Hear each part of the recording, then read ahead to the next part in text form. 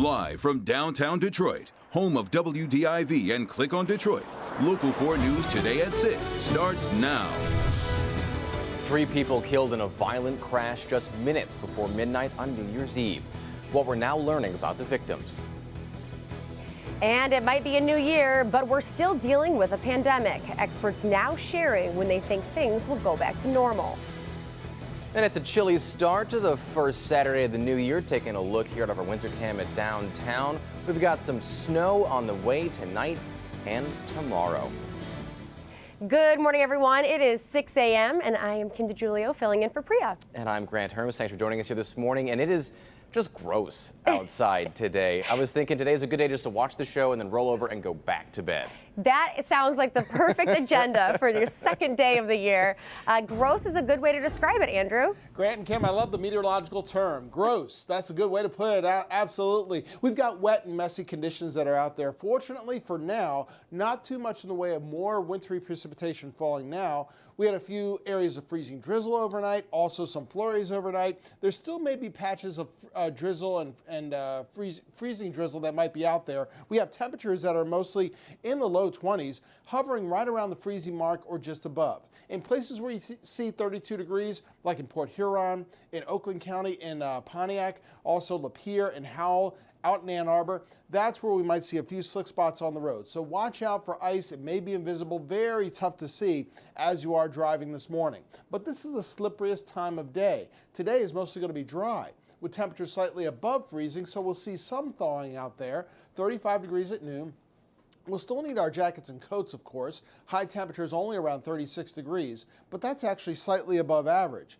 Now, clouds stay with us later on this evening and for tonight. After midnight, that's when we have some more snow arriving. We'll talk about that in detail and talk about snow totals for tonight and for your Sunday coming up. All right, thanks, Andrew. In a Local 4 News update, the search for an endangered missing little girl in Redford has been canceled. 8-year-old Malia Wissard has been found safe, but we have not been given any other details. We're also learning more this morning about the 3 people killed in a 2-car crash in Corktown on New Year's Eve. 2 of the victims were a married couple, Rodney and Marlene Rodriguez. Larry Sproul is reporting from Michigan Avenue with the latest. That crash happened here on Michigan Avenue, just down the street from police headquarters. Now, family and friends say that he just picked up his wife from work when the accident happened. Friday night, friends and family of Rodney and Marlene Rodriguez are remembering the 2 after they died in this accident on Michigan Avenue. Now, according to this GoFundMe page, Rodney and Marlene were married for 43 years. They were loving parents, grandparents, and committed to the city of Detroit. Both well known in their neighborhood and had big hearts for helping others. Rodney just picked up his wife, who worked at a city casino when the accident happened, New Year's Eve night.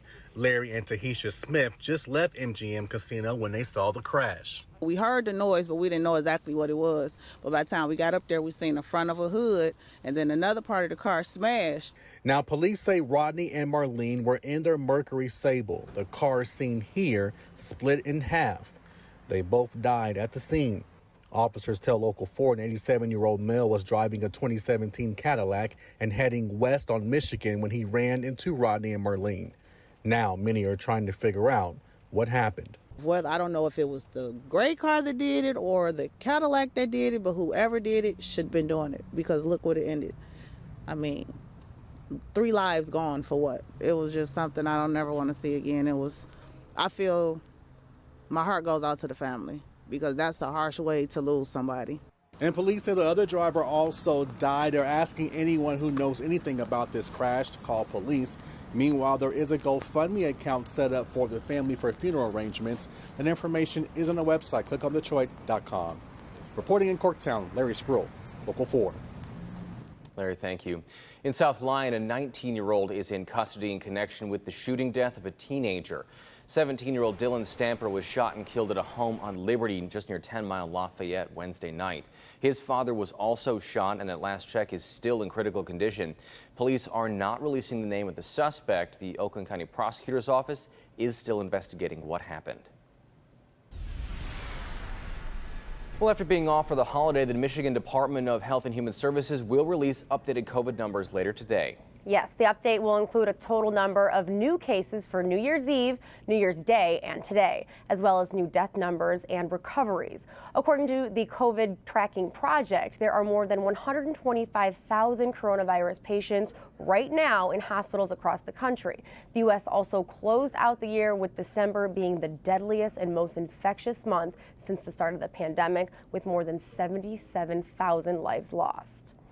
And as the vaccine rollout continues, many people are excited 2020 is officially in the past, but we all know that the COVID problem didn't disappear when the clock struck midnight. Our Nick Monticelli has a realistic look at the time frame for getting back to something that feels a little more like normal. I don't want to be the bearer of bad news, but it looks like 2021 could look a whole lot like 2020. It's going to be better in terms of cases, but in terms of how we live our day-to-day lives, it's going to be almost the entire year.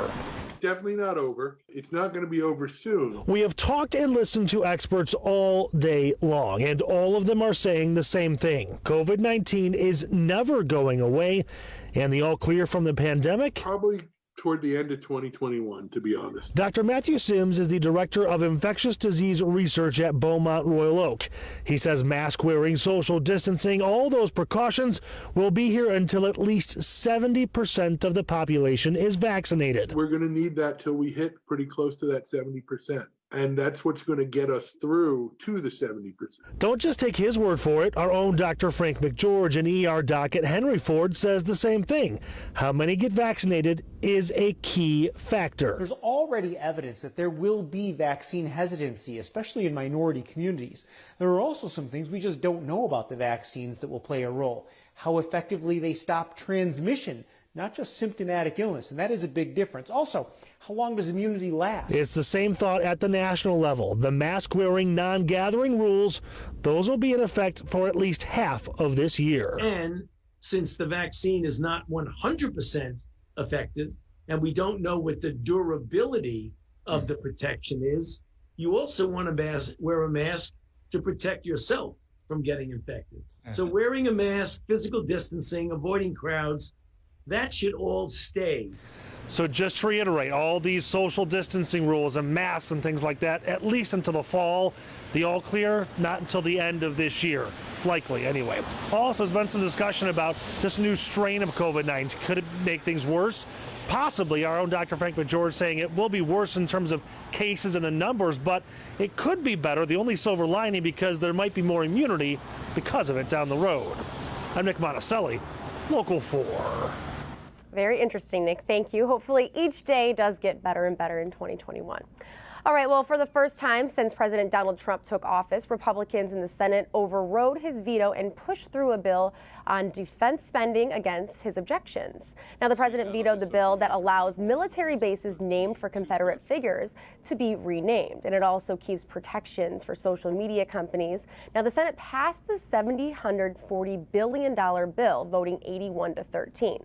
Republicans in the Senate also blocked efforts to increase COVID relief checks to $2,000. The new session of Congress will be sworn in tomorrow. And we got a lot more coming up for you this morning, but first, let's check back in with Andrew. Yeah, Andrew, what's up for the rest of the day and the weekend? Well, Grant and Cam, it continues to be cloudy for today. It is quite slippery out there because of yesterday's snow, some overnight freezing or refreezing, and still some freezing drizzle. When is it out of here for today? Any more snow returning tonight and tomorrow? You know there is. We'll talk more about that and your 7-day forecast in minutes. The college football playoff, we knew there were 4 good teams. Well, the 2 best are heading to the title game. Plus, we'll talk Lions and Pistons next in sports.